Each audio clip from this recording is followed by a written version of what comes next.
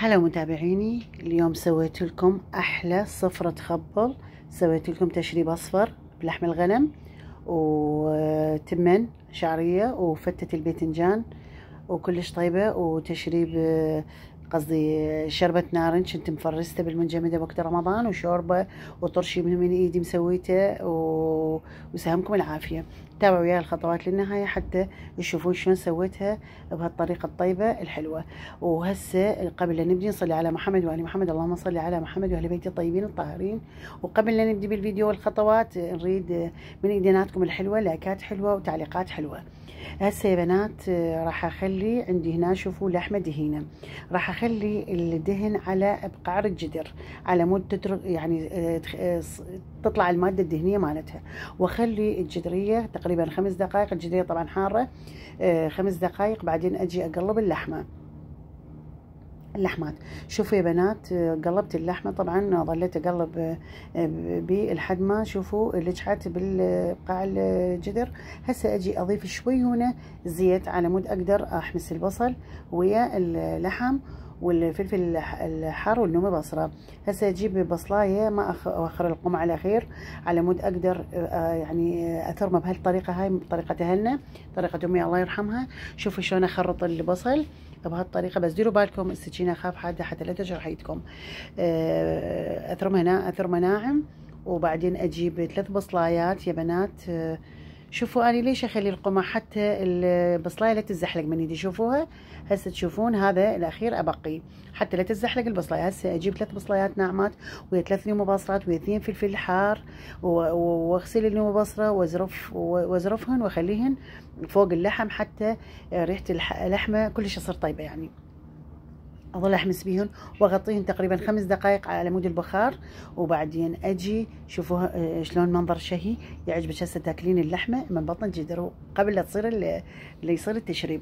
هسه اجيب مي مغلي انا غليته بالغلايه، واجي اضيف على اللحم بدون ملح، طبعا بدون ذره ملح، ويستوي اللحم.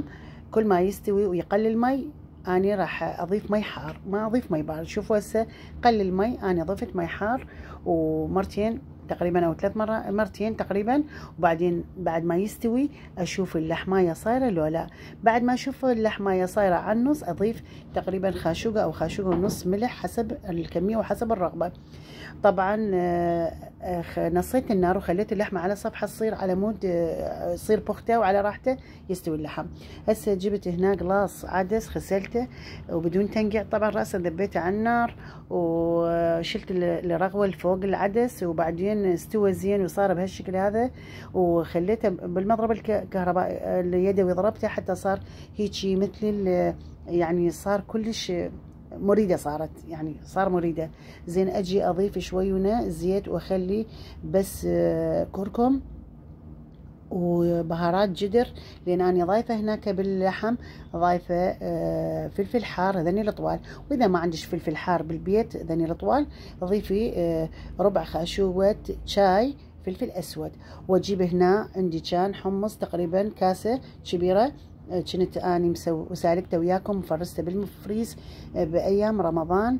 وهسه اجي اضيف من العدس فوق الحمص والبهارات حتى تاخذ من طعم بعض، واخلي تقريبا اخليهم هيجي دقيقتين 3 يفورون. بعدين اجي اضيفهم على اللحم ومي اللحم على مود ياخذون من بعض طعم بعض.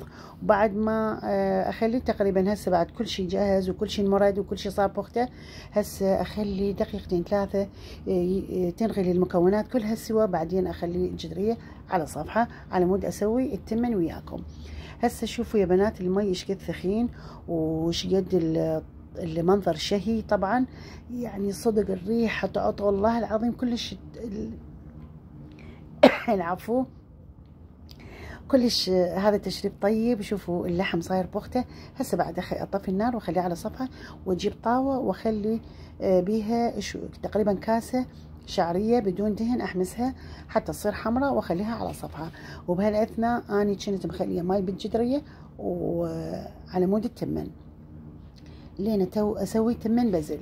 شوفوا يا بنات هسه اضيف ملح تقريبا خاشوقة ونص او خاشوقتين واخليه شي ثواني ينغلي المي، بعدين اجي اصفي التمن ويا هذا الشفتشير اللي بيزرف مثل المصفي، على مود لا يبقى اي قطره مي بارد.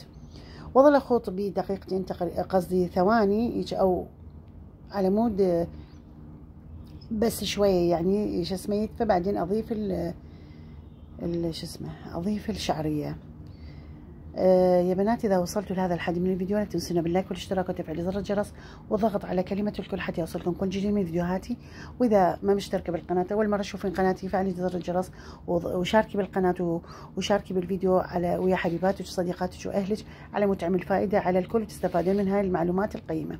هسه صفيت التمن بعد ما شفت التمنايه هيجي لينا صارت او هيجي بها قرطه، صفيتها بالمصفي واجي اضيف نفس الجدريه بعد بدون ما اغسلها، اخلي شويونه خاشوقة زيت تقريبا مع الاكل على مود شوي تصير حكاك بالتمن.